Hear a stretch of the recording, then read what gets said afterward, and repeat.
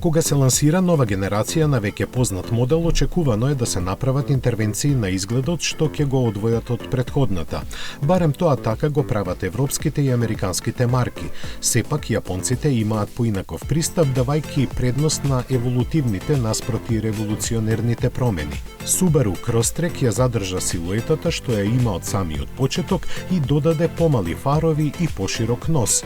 Во однос на пропорциите, новитетот е околу 15 мм подолг од стариот Crosstrek, бележејќи вкупна должина од 4,48 метри.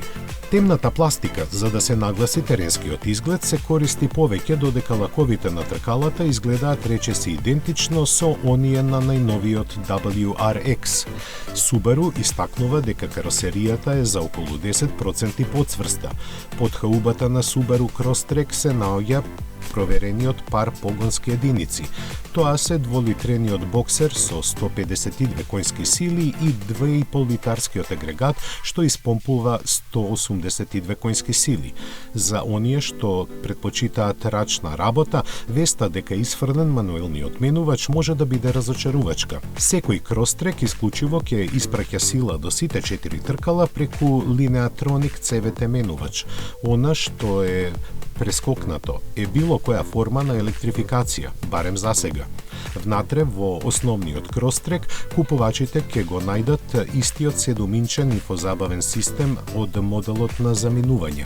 За среќа се нуди и нов 11,6-инчен инфозабавен систем поставен вертикално. Со оглед дека е најдобро продаваниот модел на Subaru во Америка, нема да биде пропуштено за него да се понудат многу опции за да се создаде визуелно и возачко искуство и на патот и надвор од него. Crosstrek дебитираше пред 12 години и досега се продадени повеќе од 1 милион примероци, а само лани забележани се 155.142 продажни договори.